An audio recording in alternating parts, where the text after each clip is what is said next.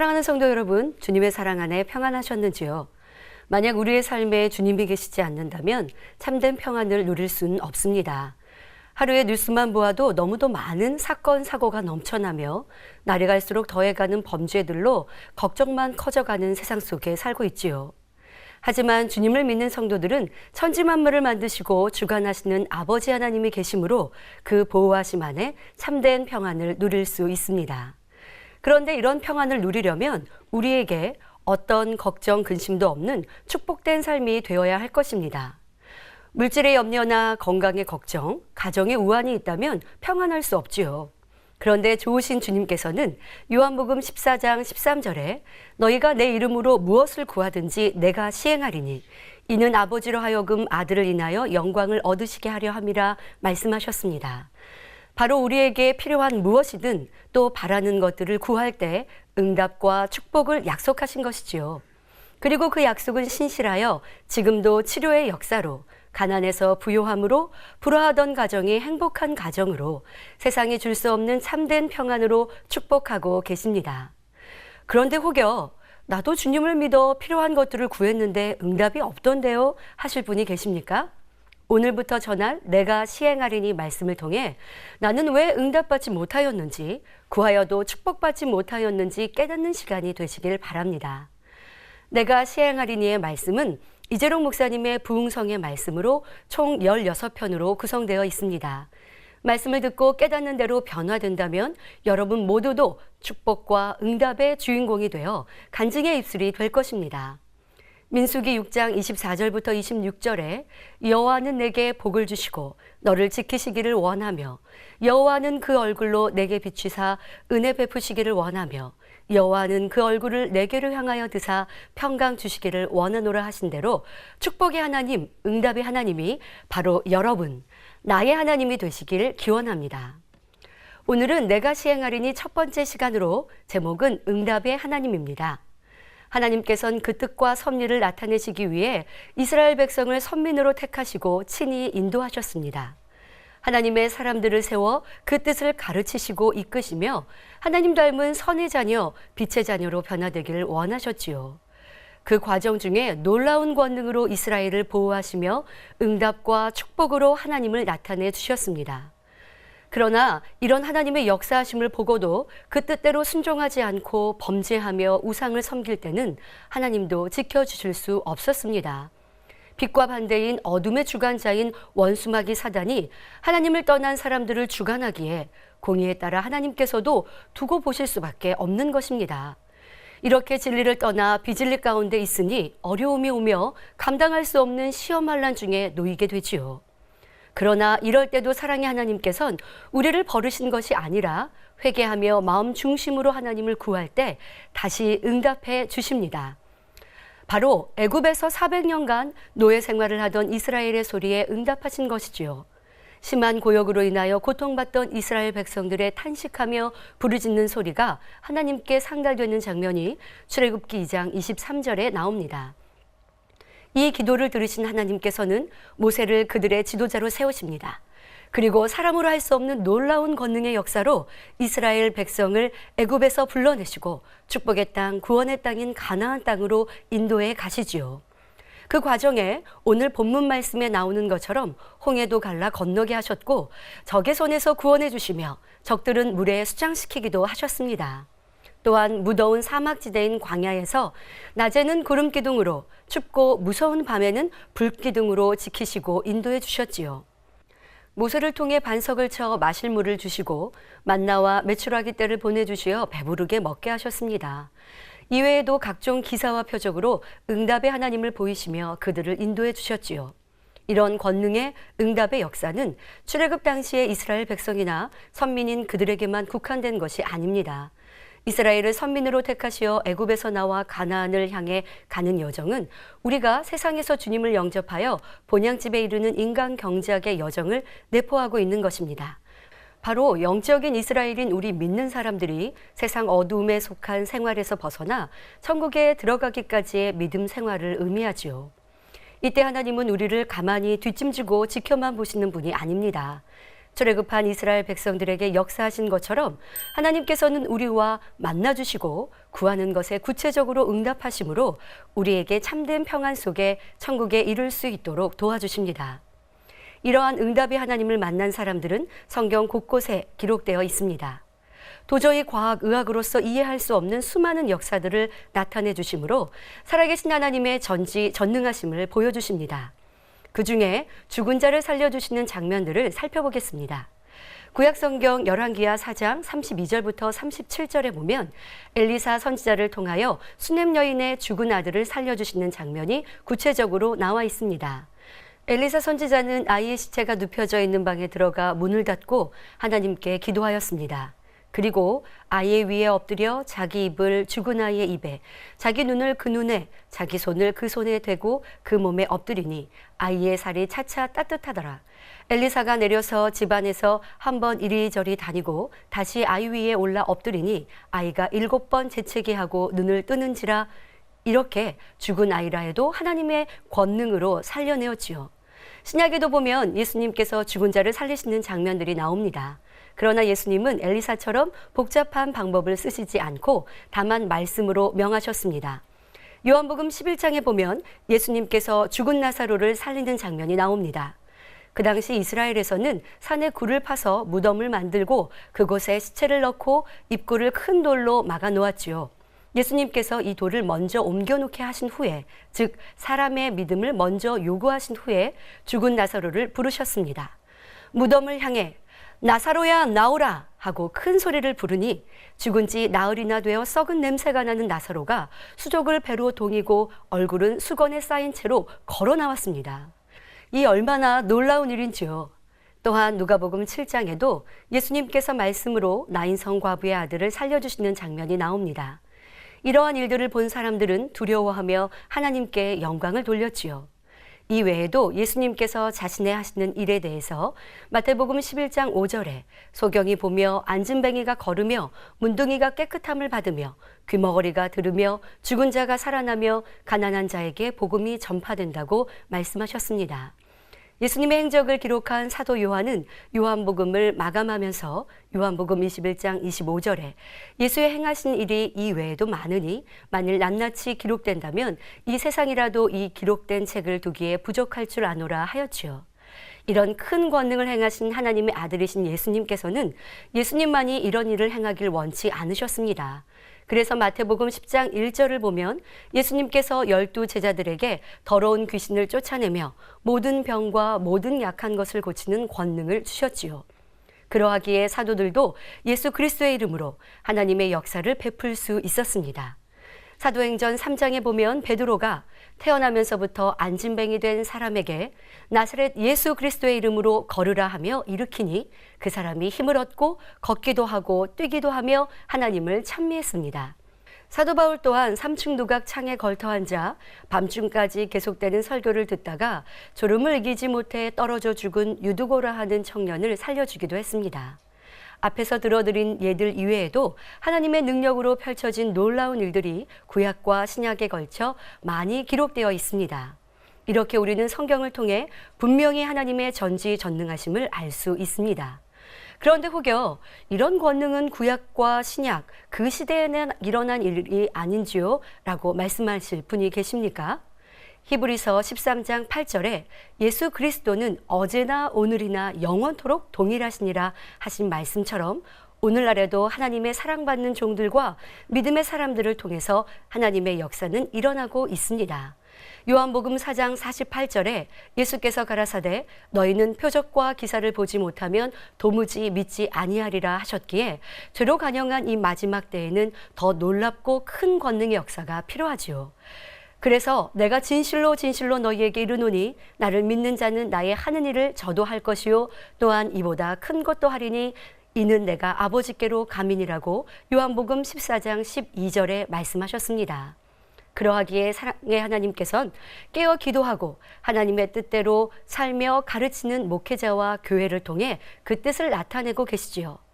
이 시간은 저의 간증을 통해 치료하시고 역사하시는 응답의 하나님을 느껴보시기 바랍니다. 1983년 겨울 제가 9살 때에 있었던 일입니다. 그 당시 우리나라는 겨울 난방을 연탄으로 했던 때였고 그로 인한 사고가 많이 있었습니다. 저 또한 연탄가스 중독으로 죽음 직전에 이르게 되었지요. 저를 포함해 언니 둘과 성도님 한 분도 함께 사고를 당했습니다. 발견되었을 때 저와 언니들은 이미 몸은 굳어 있고 눈은 뒤집히고 입에는 거품을 물고 있었고 사고를 당한 성도님은 호흡까지 끊겨진 상태였습니다. 그 당시 개척한 지 얼마 되지 않은 신학생이었던 이재록 목사님은 저희를 병원으로 데려간 것이 아니라 먼저 하나님께 감사의 기도를 드리셨습니다. 그리고 손을 얹고 예수 그리스도의 이름으로 명하노니 일어나라고 성도님부터 저와 언니들에게 차례차례 기도해 주셨지요. 그런데 놀랍게도 그 기도가 마쳐지자 이내 한 사람 한 사람 깨어났던 것입니다. 그리고 아무런 후유증도 없이 깨끗해졌습니다. 만약 병원으로 이송하였다면 호흡이 끊어진 성도님은 소생하기 어려웠을 것이며 저와 언니 둘도 죽었거나 살았다 해도 후유증으로 고생을 할 수밖에 없었을 것입니다. 그러나 온전히 하나님을 믿고 그 권능을 의지하여 기도해 주셨기에 저희는 아무 문제도 없이 하나님께 영광 돌릴 수 있었지요. 이렇게 하나님께서는 어떤 가스 중독도 어떤 질병과 사고도 죽음도 문제될 것이 없는 것입니다. 이런 설교를 듣거나 성경을 보면 하나님의 역사를 체험하는 것이 어려운 것이 아닌데 왜 나는 아직 체험하지 못했고 응답받지 못할까 하는 의문이 드시는 분들도 있을 것입니다. 그러면 왜 응답받지 못하는 것일까요? 바로 영적인 믿음이 없어서이지요. 하나님의 전지전능하심을 믿는다고 하지만 실상 내게 어려움이 오고 문제가 생기면 불평불만하며 세상을 의지하는 것은 믿음이 없는 것입니다. 출애굽한 이스라엘 백성들을 보면 잘 알 수 있지요. 애굽 땅에 열재앙이 임할 때 하나님께서는 이스라엘 백성이 머무는 고센 땅을 지켜주심으로 어떤 재앙도 임하지 않았습니다. 이런 권능의 역사로 출애굽하였던 이스라엘 백성은 얼마나 기쁘고 행복했겠습니까?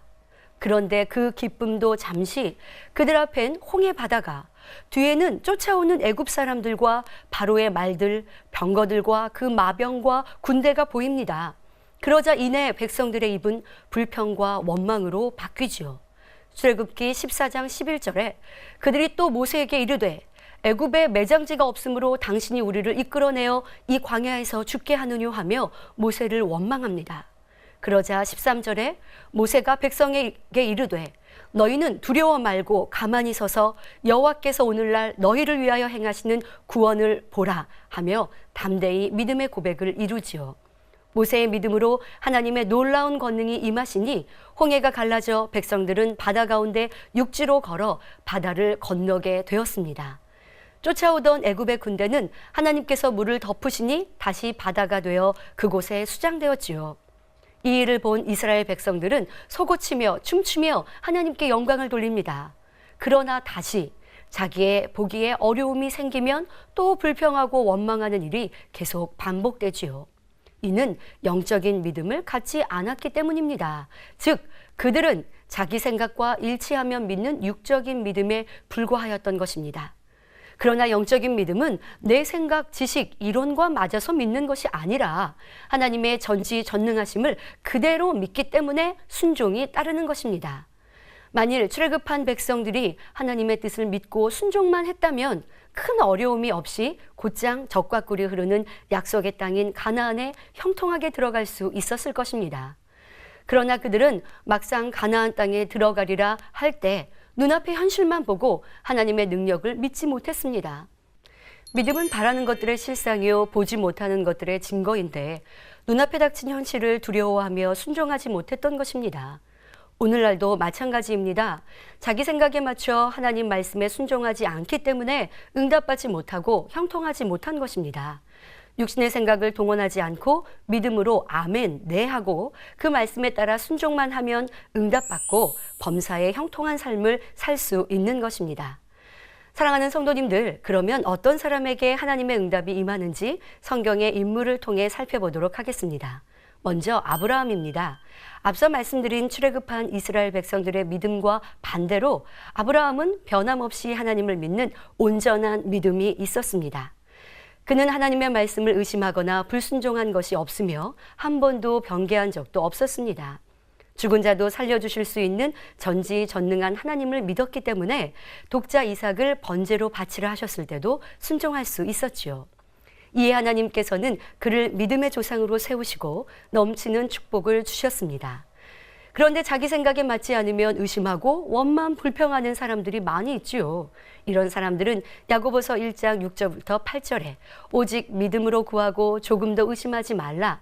의심하는 자는 마치 바람에 밀려 요동하는 바다 물결 같으니 이런 사람은 무엇이든지 주께 얻기를 생각하지 말라. 두 마음을 품어 모든 일에 정함이 없는 자로다 하신 말씀처럼 두 마음을 품은 사람으로서 응답받을 수 없습니다. 바람에 따라 이리저리 흔들리는 물결처럼 믿었다가 의심했다가 하는 간사한 마음, 정함이 없는 마음을 가진 사람은 응답받을 수 없다는 것입니다. 그러니 자신의 마음과 생각에 있는 의심과 불평, 원망 등 두 마음이 있음을 찾아내어 회개하여 버리시길 바랍니다. 그런데 나도 의심하지 않고 믿고 싶은데 의심이 생기고 걱정, 근심이 생기는데 어떻게 해야 하나 생각이 드십니까? 간단히 설명하면 마음에 있는 비진리와 악의 모양이 있으면 사단을 통해 의심을 가져다주며 영적인 믿음을 갖지 못하게 합니다. 그러니 신속히 악은 모양이라도 버려 하나님을 온전히 믿어드린 아브라함 같은 믿음을 소유하셔서 구하는 것마다 응답받아 영광 돌리는 성도님들이 되시길 바랍니다. 다음으로 다윗은 하나님 앞에 합한 중심이었기에 응답받을 수 있었습니다. 이스라엘이 적국 블레셋 군대와 대치할 때 블레셋의 장수 골리앗이 나와서 싸움을 도두고 있었습니다. 그는 키가 3m 가까이 되는 거인에다 노수로 머리끝부터 발끝까지 완전 무장을 하고 있었습니다.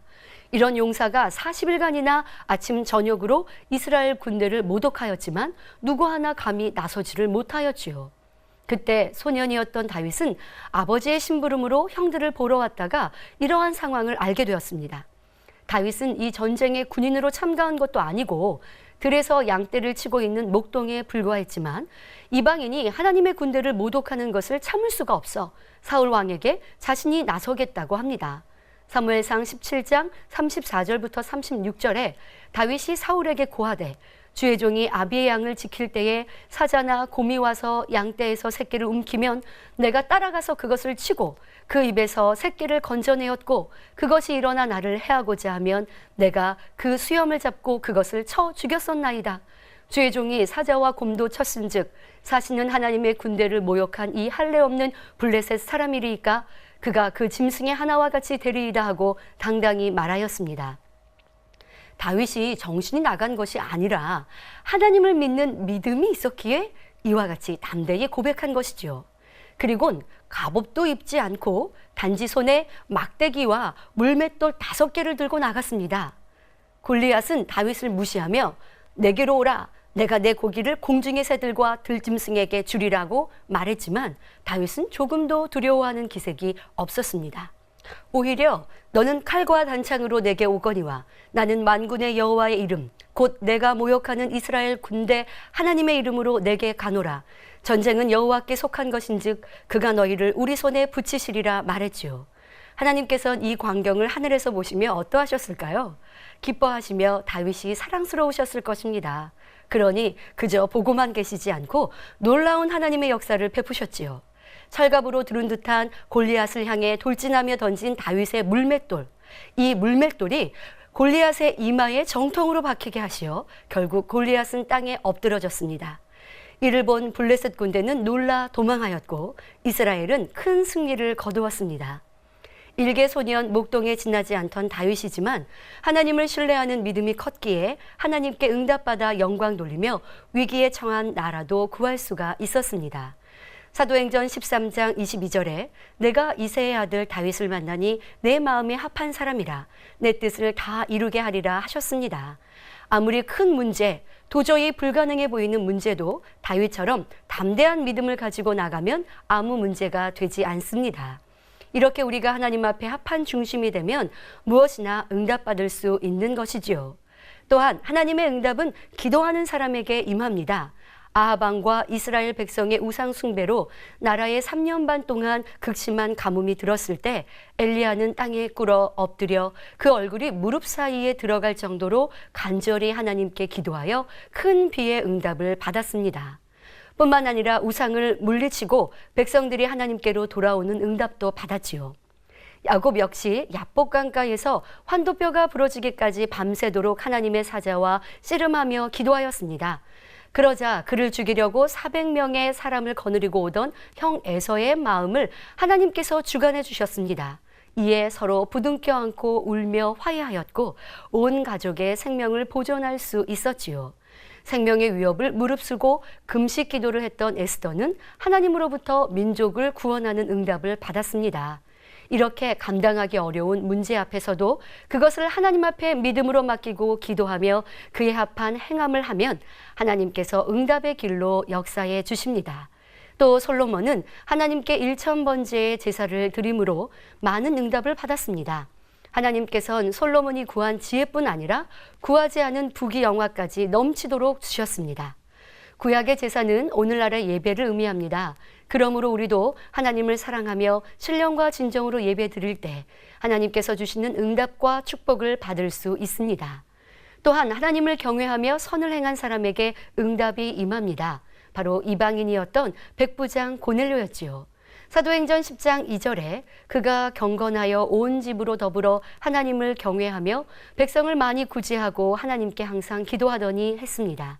이러한 고넬료의 기도와 구제가 하나님께 상달되어 기억하신 바 되니 베드로를 보내 고넬료는 물론 그 자리에 함께한 일가 친척, 친구들까지도 성령을 받고 방언의 은사까지 받을 수 있었습니다. 또한 요바에 살던 다비다라 하는 여제자도 평상시 행하던 선행으로 죽음에서 다시 살아난 큰 축복을 받을 수 있었습니다. 이렇게 하나님을 경외하여 선을 행하며 구제한 모든 것이 하나님의 기억된 바 되어 응답과 축복을 받게 되는 것입니다. 또 응답과 축복을 받으려면 하나님께서 기뻐하시는 마음 중심을 이루어야 합니다. 그러면 어떤 마음 중심을 가진 사람들이 신속히 하나님을 만나 놀라운 축복을 받았는지 살펴보도록 하겠습니다. 먼저 요셉은 상대의 허물을 알리거나 해를 끼치려는 마음이 없는 선한 마음 중심이었습니다. 요셉은 마리아와 정혼한 사이였습니다. 그런데 결혼하기도 전에 마리아가 잉태했다는 사실을 알게 되었습니다. 당시 구약의 율법에 의하면 가늠한 여인은 돌로 쳐 죽이도록 되어 있었습니다.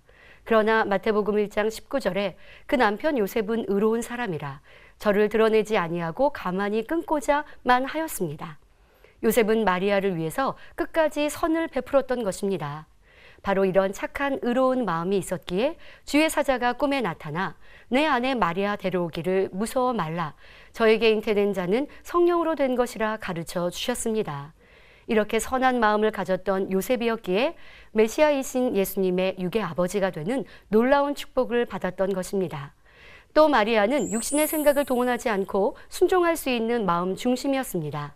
가브리엘 천사가 마리아에게 나타나 누가복음 1장 31절부터 32절에 내가 수태하여 아들을 낳으리니 그 이름을 예수라 하라. 저가 큰 자가 되고 지극히 높으신 이의 아들이라 일컬을 것이요 하며 하나님의 뜻을 전합니다. 또한 천사가 하나님의 모든 말씀은 능치 못하심이 없음을 알려주자 사내를 알지 못함에도 불구하고 그 말을 그대로 믿었습니다. 그래서 주의 계집종이오니 말씀대로 내게 이루어지이다라고 고백하였지요. 마리아는 하나님을 신뢰하였기에 자신의 안위를 생각하여 두려워하거나 염려하지 않고 오히려 기쁨으로 순종할 수 있었던 것입니다. 우리도 마리아 같은 마음을 만들면 큰 응답을 받을 수 있는 것입니다. 뿐만 아니라 세례 요한의 부모인 사가랴와 엘리사벳은 모든 계명과 규례대로 흠없이 행하는 마음 중심이었기에 응답을 받았습니다. 그들은 하나님 앞에 의인이니 주의 모든 계명과 규례대로 흠이 없이 행하였다 말씀하신 대로 그 기도와 간구가 하나님 앞에 상달되었지요. 결국 자식이 없었던 두 사람은 주님의 길을 예배하는 사명을 가진 세례 요한을 낳는 큰 축복을 누릴 수가 있었습니다. 이처럼 우리도 의인이 되면 그 기도가 하나님께 상달되어 응답받을 수 있습니다. 또한 한나는 하나님께 드린 서운 기도를 변개함 없이 지키는 마음 중심이었습니다.